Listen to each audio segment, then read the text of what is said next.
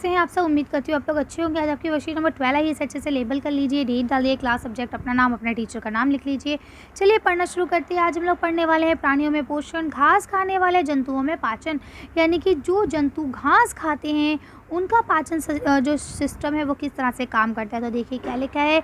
कोमल जो कक्षा 7वीं की एक विद्यार्थी है, एक दिन नज़दीक के पशुशाला में शैक्षिक भ्रमण पर गई थी। यानी कि अपने टीचिंग से रिलेटेड, अपनी पढ़ाई से रिलेटेड वो गई थी घूमने के लिए बराबर वाली गौशाला में, ठीक है, जहाँ पे पशु रहते हैं।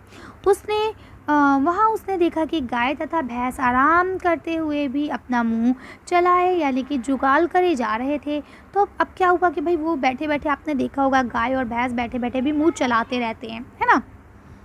लिखा है घास खाने वाले जंतु घास यानी भोजन को जल्दी जल्दी निगल कर आश्रय में एक अलग भाग में भंडारित कर लेते हैं। यानी कि क्या कर लेते हैं, उसे निकल के एक जगह पे जमा कर लेते हैं, ठीक है। अब क्या होता है, रुमीन में ठीक है, ये जमा कर लेते हैं तो भंडारित कर लेते हैं। ये भाग रुमीन यानी कि क्या कहलाता है, प्रथम आश्रय कहलाता है।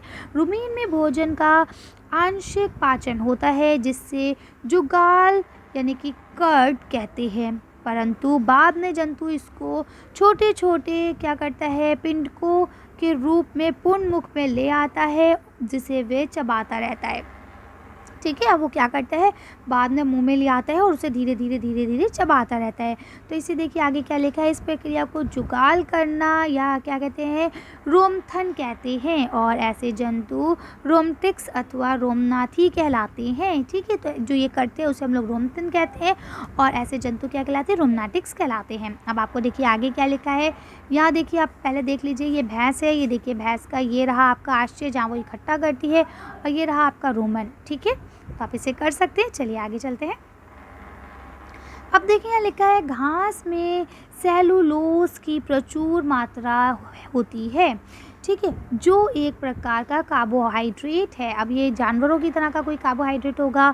रूमेंस्टिंग में भोजन के सेलुलोज का पाचन क्षुद्र एवं बृहद्र के बीच एक थैलीनुमा संरचना, जिसे अंधनाल कहते हैं, में कुछ जीवाणुओं द्वारा किया जाता है। यानी कि जो हम खाते हैं वो ऐसा नहीं कि डायरेक्ट ख़त्म हो जाता है, तो वो शुद्ध और बृहदंत्र जो है उसके बाद जाके बीच में एक थैलीनुमा एक चीज़ होती है, ठीक है, जिसे हम लोग क्या कहते हैं, अंधनाल भी कहते हैं। उसमें कुछ जीवाणु मौजूद होते हैं, कुछ सूक्ष्म जीव होते हैं, उनके द्वारा किया जाता है। हम देखें यहाँ लिखा है, ये जीवाणु मनुष्य के आहार नाल में अनुपस्थित होते हैं, यानी कि ये मनुष्य में नहीं होते हैं, ठीक है।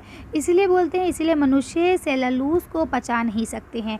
अगर मनुष्य सेलुलोज खाते हैं, अगर कार्बोहाइड्रेट की जगह वो सेलुलोज लेते हैं मनुष्य, तो वो इस चीज़ को नहीं पचा सकेंगे, ठीक है।